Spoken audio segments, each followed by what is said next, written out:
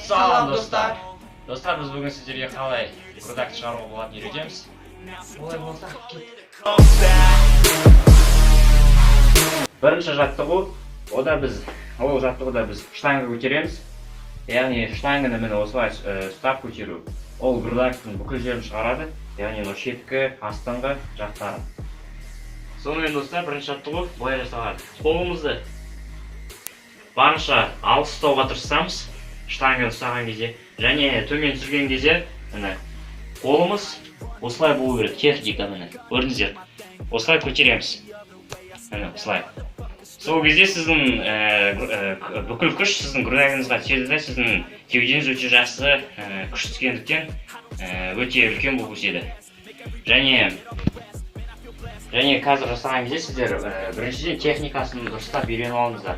Сонымен сіздерге қазір екінші жаттығу отжимания, грудакқа арналған жаттығулар. Бұл кезде сіздер қолдарыңызды ара қашықтығын осылаймен қатты алшақ аластырда, сосын отжимания жасайсыздар. Ол кезде сіздер 4 секунд жерге түсесіздер былай.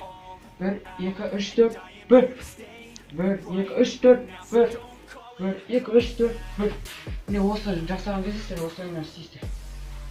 Осылай түскен кезде сіз көтерілгенде былай. Түскен кезде осылай, көтерілгенде былай. Осы кезде сіздердің грудактарыңыздағы бұлшықеттер бәрі қозғалады, олар жақсы шығатын болады. Сосын келесі тағы да үшінші жаттығу отжимания тағы да бір түрі. Ол кезде қолдарыңызды осылаймен иықпен бірдей аласыздар да осылаймен отжимания жасайсыздар. Онда да 1, 2, 3, 4, 1. 1, 2, 3, 4, 1. 1, 2, 3, 4, 1. 1, 2, 3, 4, 1.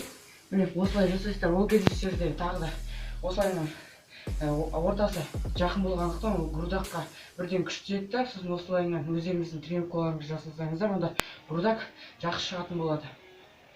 Және де ол кезде сіздер жасаған кезде, жерге түскен кезде жай түспеңіздер, грудакты жерге тигізіп түсіңіздер, сосын көтеріңіздер, осылаймен көтеріңіздер.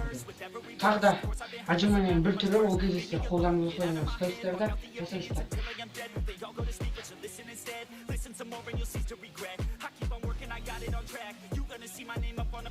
Осы отжимания ол кезде сіздердің қолдарыңыз қатты жақын болғандықтан грудак қатты қозғалады, және сіздер осы арқылы грудактарыңыз одан да жақсы өсетін болады.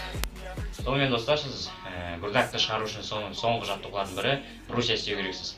Брусья істегенде сіздің грудагыңыз өте жақсы қимылдайды, және соның себебінен сіздің грудагыңыз өте жақсы өсетін болады.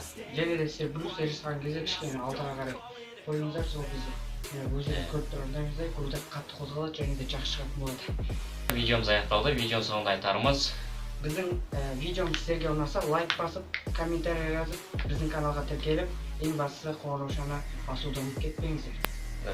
сау.